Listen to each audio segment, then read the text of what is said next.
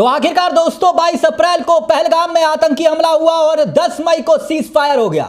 लेकिन यह हुआ कैसे? पर्दे के पीछे की कहानी हम आपको बताने जा रहे हैं। भारत और पाकिस्तान के बीच खत्म हो चुका है युद्ध, यह बात तो साफ हो चुकी है, मगर 12 मई को फिर बात करने का मन पक्का किया गया है। पहले यह जान लीजिए, जी हां, दोनों देशों के डीजीएमओ भारत और पाकिस्तान के बीच युद्ध विराम होने के बाद मुलाकात करेंगे। मगर कैसे और क्यों यह युद्ध विराम हुआ, हर सवाल का जवाब देंगे। बस पहले यह जान लीजिए कि बकायदा इसकी जानकारी देते हुए विदेश सचिव विक्रम मिस्री ने जो कुछ कहा उसे भी आपको जानना बहुत जरूरी है, क्योंकि उन्होंने कहा कि दोनों देशों के डीजीएमओ के बीच बातचीत हुई थी। इसमें फैसला लिया गया था कि आज शाम 5 बजे से दोनों देश आकाश, जल और थल पर तत्काल हमले रोक देंगे। यानी यह तय हो गया था कि भारत के सामने पाकिस्तान ने घुटने टेक दिए। मगर क्या यह इतना आसान था? इसके पीछे की पूरी कहानी मैं आपको बताने जा रहा हूं। अब यह भी जान लीजिए कि यह युद्ध विराम हुआ तो हुआ क्यों, कैसे। दरअसल भारत और पाकिस्तान ने अमेरिका की मध्यस्थता यानी कि मीडिएटर के तौर पर, क्योंकि कहा जा रहा है कि अमेरिका ने ही बीच में आके इस युद्ध को रुकाने की कोशिश की, मगर यह आधी बात है। पहले मैं अमेरिका पर ही आता हूं और फिर उसके बाद पर्दे के पीछे की एक और कहानी आपको बताऊंगा। अमेरिका ने लंबी बातचीत चलाई मीडिएटर के तौर पर और युद्ध विराम पर सहमति बनवा ली दोनों देशों में। बाकायदा इसे लेकर अमेरिका के राष्ट्रपति डोनाल्ड ट्रंप ने एक जानकारी भी दी।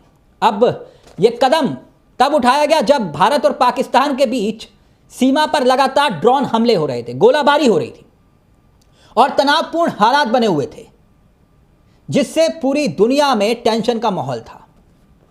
मगर अब दोस्तों आपकी स्क्रीन पर डोनाल्ड ट्रंप का बयान पहले और फिर उसके बाद पर्दे के पीछे की एक दिलचस्प कहानी और बड़ी कहानी बताऊंगा कि पाकिस्तान ने घुटने क्यों टेके। मगर ट्रंप ने क्या कुछ लिखा है वो देखिए। ट्रंप ने लिखा, जो उन्होंने कहा, मैं ये घोषणा करते हुए काफी खुशी महसूस कर रहा हूं। ट्रंप कह रहे हैं कि भारत और पाकिस्तान ने पूर्ण और तत्काल संघर्ष विराम पर सहमति जताई है। दोनों देशों को सामान्य समझदारी और श्रेष्ठ बुद्धिमत्ता का परिचय देने के लिए बधाई, ट्रंप कह रहे हैं। ट्रंप, ये वही ट्रंप है दोस्तों जिन्होंने कुछ रोज पहले ही बताया था दोनों पाकिस्तान और हिंदुस्तान को एक ही तराजू पर तोल लिया था। लेकिन यह बिजनेस माइंडेड है। आईएमएफ ने भी फंड दिया है पाकिस्तान को, उस पर भी मैं आऊंगा। मगर दोस्तों पाकिस्तान ने यूं ही घुटने नहीं टेके हैं। दरअसल पाकिस्तान ने जो घुटने टेके हैं वो एक वजह तो है, भारत के हमलों के दौरान पाकिस्तान पूरी तरह से बेचैन हो चुका था। पाकिस्तान के अलग अलग इलाकों में जिस ढंग से स्ट्राइक की गई, उस वक्त पाकिस्तान ने एक दावा किया था। दावा यह कि उसके आम नागरिकों को भारत ने निशाना बनाया। जिनकी मौतें हुई, जिन इलाकों में भारत ने हमले किए, उनका आतंक से कोई लेना देना नहीं था। लेकिन दरअसल पाकिस्तान का यही दावा पाकिस्तान पे उल्टा पड़ गया। खबर आई, वो भी सबूत के आधार पर, और सबूत के तौर पर 5 चेहरों के बारे में जानकारी सामने निकल कर आई। तो पाकिस्तान का जो चेहरा था वो एक बार फिर से बेनकाब हो गया, क्योंकि वो 5 नाम जिनका आतंक से बहुत गहरा रिश्ता था और भारत की तरफ से जो स्ट्राइक की गई आतंक के अड्डों पर, जो इन्हें तबाह किया गया, आधी रात को भारतीय सेना ने जो 9 जगहों पर आतंक के अड्डों को जमीन दोज किया था जिस ढंग से, उसमें 5 आतंकी, कुख्यात आतंकी मोस्ट वांटेड लिस्ट में थे, वो भी मारे गए। उनका नाम भी मैं बता देता हूं। और जो पाकिस्तान दावा कर रहा था कि ये बेकसूर लोग हैं, उनका आतंक से कोई रिश्ता नहीं है। भारत ने आतंकियों के नाम पर उनके बेकसूर नागरिकों को मारा। दरअसल हकीकत यह थी, जो सबूत आए, चेहरे आए, तस्वीरें आई, गुनाह की कहानी साफ हो गई और पाकिस्तान बौखला गया। पाकिस्तान कहीं मुंह दिखाने लायक नहीं रहा। हुआ यह कि आईएमएफ से जो पाकिस्तान ने भीख मांगी थी, भीख तो मिल गई $1 बिलियन की, मगर उस दौरान भी खूब लताड़ लगी। हालांकि पाकिस्तान इसके बाद भी मानेगा नहीं मानेगा कहना मुश्किल है, क्योंकि जिन 5 कुख्यात आतंकियों का मैंने जिक्र किया वो भारत के खिलाफ साजिश रच रहे थे और भारत में आतंकी गतिविधियों को अंजाम देने वाले चेहरे थे। भारत में जम्मू कश्मीर इलाके में आतंकियों को ट्रेन करके भेजते थे, मोस्ट वांटेड लिस्ट में शामिल थे। वो 5 मारे गए। जानते हैं अब कौन थे वो आतंकी? अबू जिदाल, मोहम्मद यूसुफ अजहर, खालिद उर्फ अब्बू, आकाशा मोहम्मद हसन, हाफिज मोहम्मद जमील। ये उसी ऑपरेशन सिंदूर में मारे गए दोस्तों।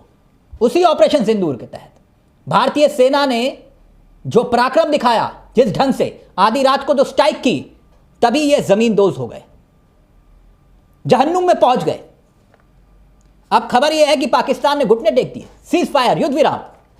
दरअसल पाकिस्तान 3 रात के बाद से भारत के एक्शन से बेचैन था, सो नहीं पा रहा था पूरा पाकिस्तान।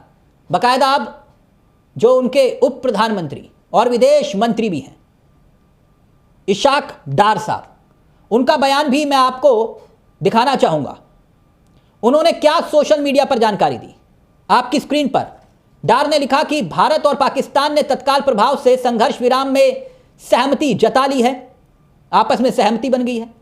उन्होंने आगे यह भी लिखा कि पाकिस्तान ने हमेशा क्षेत्र में शांति और सुरक्षा के लिए प्रयास किए हैं, अपनी संप्रभुता और क्षेत्र अखंडता से समझौता किए बिना। दरअसल दोस्तों, ये 1971 के बाद 3 सेनाओं ने एक साथ सिखाया पाकिस्तान को एक साथ सबक सिखाया है। कई मायनों में यह ऐतिहासिक रहा है ऑपरेशन सिंदूर, कई मायनों में। 7 मई को भारत ने ऑपरेशन सिंदूर को अंजाम दिया। पाकिस्तान के भीतर आतंकी 9 ठिकानों को टारगेट किया और यह अब तक का सबसे बड़ा सैन्य हमला है। यह पहली बार सेना, वायुसेना, नौसेना तीनों ने मिलकर भवालपुर जैसे आतंकी गढ़ों को निशाना बनाया है। इस हमले में लश्कर और जैश जैसे संगठनों की रीढ़ की हड्डी तोड़ दी गई। यह भारत की ओर से पाकिस्तान की धरती पर पिछले 5 दशकों का सबसे बड़ा और कड़ा और गहरा प्रहार था, यह सैन्य अभियान जो था। इससे पहले 2016 के सर्जिकल स्ट्राइक और 2019 के बालाकोट एयर स्ट्राइक ने पाकिस्तान को सिर्फ चेतावनी दी थी, लेकिन इस बार ऑपरेशन सिंदूर ने यह बिल्कुल साफ कर दिया था कि भारत अब सिर्फ चेतावनी नहीं देगा, सीधा अटैक करेगा, कार्रवाई करेगा, यानी एक्शन का रिएक्शन। शुरुआत आपने की, खत्म हम करेंगे। इस ऑपरेशन ने भारत ने पहली बार अपने जो आधुनिक हथियार थे उनका खुलकर प्रदर्शन किया। क्रूज मिसाइल, हैमर स्मार्ट बम, ये सब निशाने पर लगे। हमारा सुदर्शन चक्र, इन हथियारों ने पाकिस्तान की वायु रक्षा जो तंत्र थे उन्हें पूरी तरह से तहस नहस कर दिया, एयरबेस को पूरी तरह से। भारत और पाकिस्तान के बीच जो अचानक संघर्ष विराम, युद्ध विराम की जो खबर आई, वो ऐसे ही नहीं आई। तभी मैंने आपसे कहा था यह बहुत बड़ी कूटनीतिक जीत भी है। यकीनन ये अच्छी खबर है दुनिया के लिए भी, मगर ये पाकिस्तान है दोस्तों जो अपनी फितरत से शायद ही बाज आए। चलते चलते एक और तस्वीर का भी मैं जिक्र करना चाहूंगा यहां पर दोस्तों। मुझे अच्छी लगी तो मैंने कहा कि आपको भी दिखाऊं। हो सकता है कुछ को अच्छी लगे, हो सकता है कि कुछ को बुरी भी लगे। जो हिंदू मुसलमान करते हैं उनको तो बुरी लगेगी, मगर एक तस्वीर मैं आपको दिखाना चाहूंगा। भारत की झलक इसमें दिखाई दी मुझे, जैसे कि तस्वीर अब आपके सामने होगी। एक फ्रेम है, एक फ्रेम में एक ईसाई पत्रकार दिखाई दे रही हैं, एक मुस्लिम सैनिक, देश का गौरव आपको दिखाई दे रही हैं, और एक हिंदू पायलट। यहां कोई नारा नहीं, कोई नफरत नहीं, बस भारत, अलग अलग आस्थाएं, एक झंडा, एक निशान। यह भारत है, जी हां, मेरा भारत महान, जहां पर सीधे तौर पर बचाव करती हैं हमारी बेटियां भी। इसलिए मैंने ये तस्वीर दिखाई, और पूरे मुल्क के सामने जब ये आए थे दोनों बड़े चेहरे, दोनों महिला चेहरे, ऑपरेशन सिंदूर की कामयाबी को बताने, तभी देश ने फक्र से कहा था, नाज है हमें आप पर, जो ऊंची उड़ान भरती है। जय हिंद, जय भारत। ये जीत है हिंदुस्तान की आवाम की, ये जीत है उस 140 करोड़ की जनता की जिसने सब्र के साथ अपनी सेना का हौसला बढ़ाया, हौसला अफजाई की और सांप्रदायिक माहौल के खिलाफ एक जंग भी जीती है। नमस्कार, जय हिंद, जय भारत।